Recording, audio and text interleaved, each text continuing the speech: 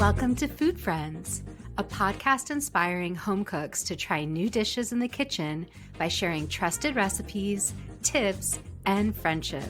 Hi, I'm Sonia. And I'm Carrie. We met in Los Angeles over 15 years ago as personal chefs and haven't stopped talking about food since. We're so glad you're here. Thanks for being our food friend. If you enjoyed our podcast, please subscribe, leave us a review, and share this episode with friends. We love hearing from you, so follow us on Instagram or drop us a line at foodfriendspodcast.com. Yes, we'd love to hear from you and your food friends. Happy cooking and eating.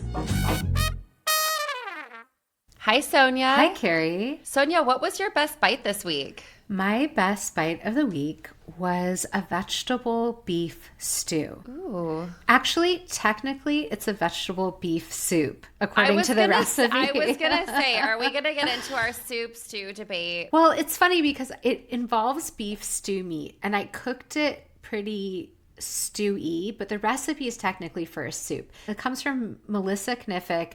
It's from the New York Times. It called to me because I had this beef stew meat and I had made beef bourguignon a few months ago and I wanted to do something different and I wanted more vegetable because sometimes when it's just beef and potatoes or beef and mushrooms, it just doesn't feel light enough. And I was like, how can I get some more greenery in there, especially in the midst of the holiday season?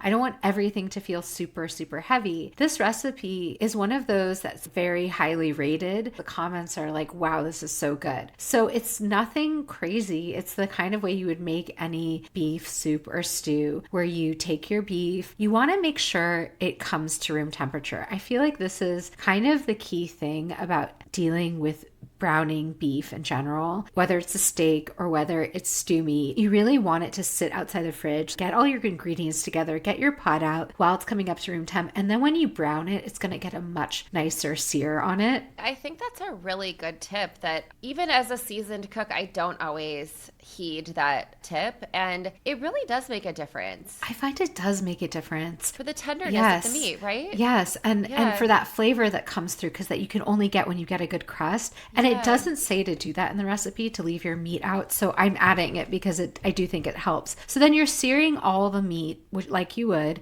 and then you remove it from the pot. You let it rest while you get everything else going. You add in diced onion, diced celery, and garlic. Now, I also added diced carrot because I like that in a stew or soup. You cook all that in a little bit of oil. Then you add in your tomato paste, which is going to be sort of the flavor base of the whole dish. You get your tomato paste a few shades darker. You really take your time to saute it. That also helps with getting tons of flavor out of tomato paste.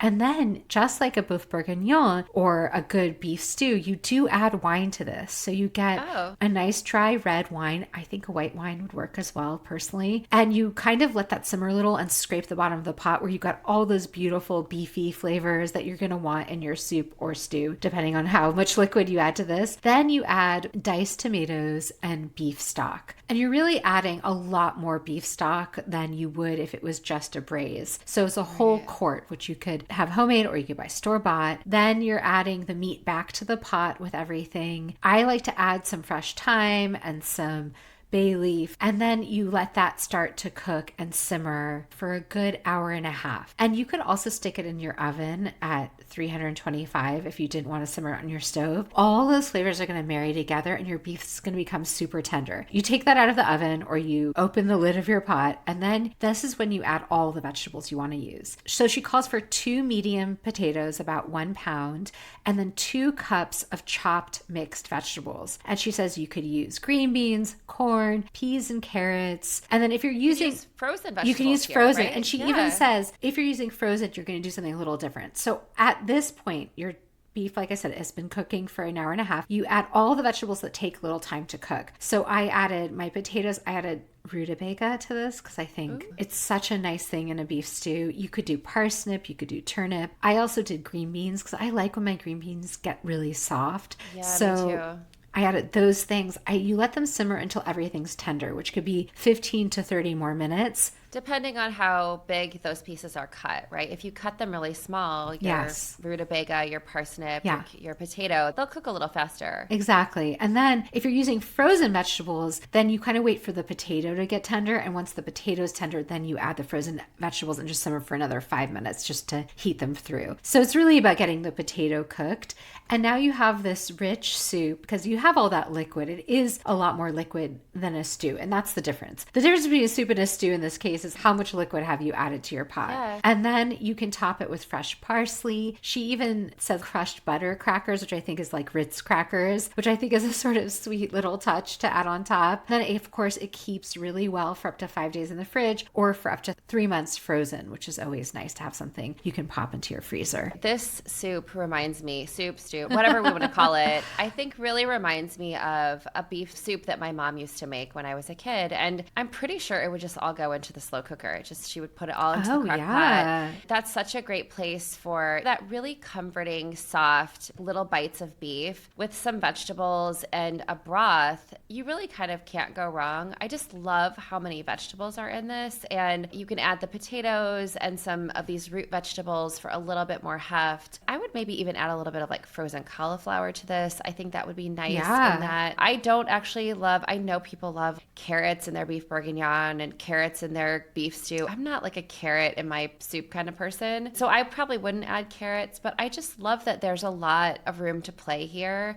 I have to say that wine makes a big difference because it's not something you typically have in your soup. It's much more common in a stew. Yeah. But it added, like, it just makes you want to slurp the bowl up. There's something it does to the soup that is so flavorful. And it's, again, the combination of all these little steps. But if you're going to take the time to simmer for a few hours, it is nice to make a big batch that you can freeze some of for another rainy day.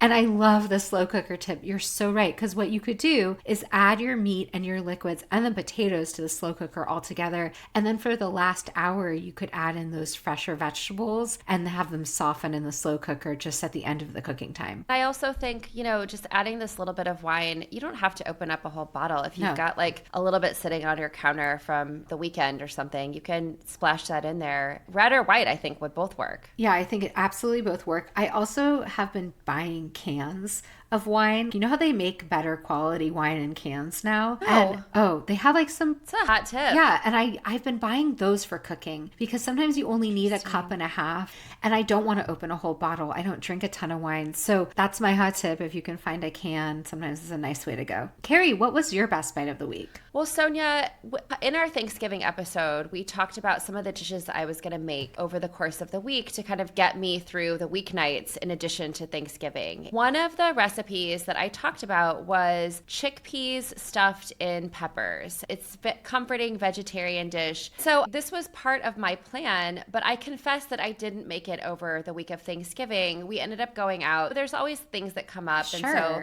we ended up eating out. And so I made this dish recently, and it was such a hit with my family. There's a couple of things that were surprising. Listen, peppers stuffed with something, with a vegetable, with rice, with a little bit of meat is not a revolutionary idea. But what I loved about this is that you kind of saute some aromatics. I used an onion and some garlic.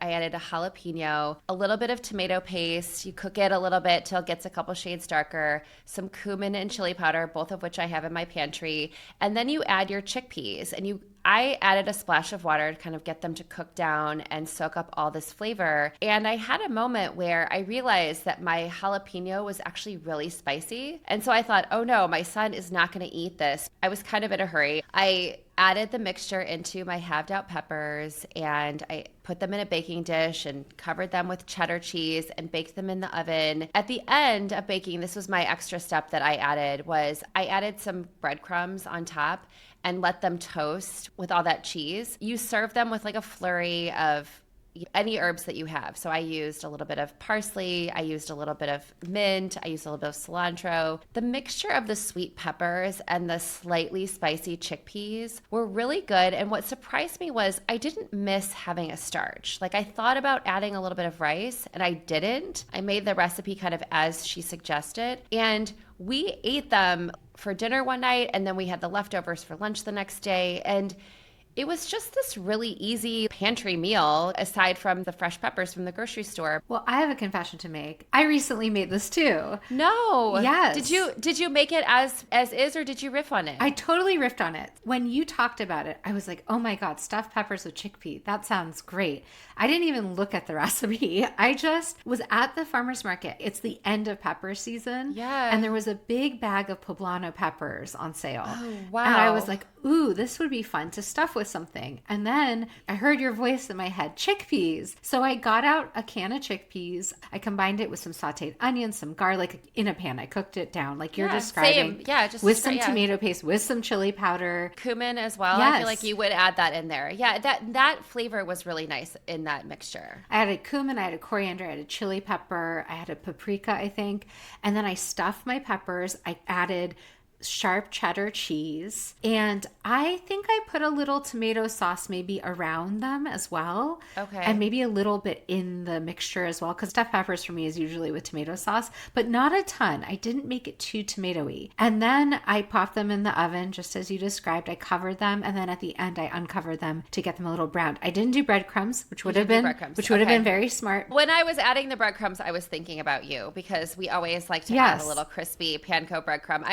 I used my sourdough leftovers and made sourdough breadcrumbs. Oh, that's very smart. Well, I really enjoyed it too. And I was like, the chickpeas work so well. I also didn't add any rice or anything. Yeah, I don't listen, we are a starchy family. We love pasta. We love rice.